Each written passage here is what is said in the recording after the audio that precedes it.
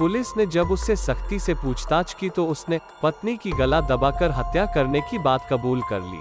उसने पुलिस को बताया कि उसे पत्नी के चरित्र पर संदेह था, जिसके चलते अक्सर उनके साथ झगड़ा रहता था।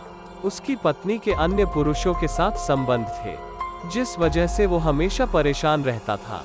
उसकी पत्नी उसे कभी भाव नहीं देती थी, जिसके चलते उसने 27 अगस्त की रात को बलराज और ललिता की शादी को अभी 2 साल ही हुए थे, उनकी 1 साल की बच्ची भी थी, लेकिन उनके रिश्ते को ऐसी क्या नजर लगी। दिल्ली से सटे सोनीपत शहर के मयूर विहार में रहने वाले एक युवक ने अपनी पत्नी की गला दबाकर हत्या कर दी। आरोपित ने हत्या के बाद पत्नी का शव मेरठ ले जाकर गंगनहर में फेंक दिया।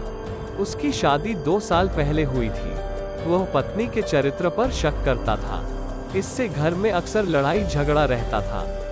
आरोपित युवक बाइक के पीछे लगने वाली ट्राली में पत्नी के शव को डालकर ले गया। गांव जौली की रहने वाली बबीता ने कोट काम्प्लेक्स चौकी पुलिस को बताया था कि उसकी बहन ललिता व बहनोई बलराज अपने 1.5 साल के बच्चे तनिष्क के साथ मयूर विहार में रह रहे थे। बलराज और ललिता की शादी 2 साल पहले हुई थी। वो 28 अगस्त के बाद से लापता है। उनके मोबाइल नंबर बंद आ रहे हैं। उसने तीनों को बंधक बनाने का आरोप लगाया था। पुलिस ने शुक्रवार देर रात बलराज को तलाश कर लिया।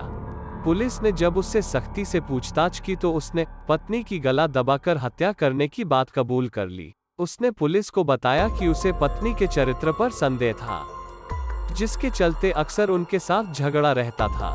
उसकी पत्नी के अन्य पुरुषों के साथ संबंध थे, जिसके चलते वो हमेशा परेशान रहता था। राज ने ही अपनी पत्नी की हत्या की थी। भाव नहीं देती थी। बता दें कि सोनीपत के मयूर विहार में रहने वाले एक सर्विसमैन बलराज को अपनी पत्नी ललिता के चरित्र पर संदेह था। ललिता की गला दबाकर हत्या कर दी थी। उसके बाद वो उसके शव को अपनी बाइक ट्राली में डालकर मेरठ ले गया और वहां गंग नहर में फेंक दिया। बाद में उसने अपने बेटे तनिष्क को अपनी चचेरी बहन के पास गांव पाची में छोड़ दिया। उसने बहन को बताया था कि उसकी पत्नी की तबीयत खराब है, ऐसे में वो बेटे की देखभाल नहीं कर पा रही है।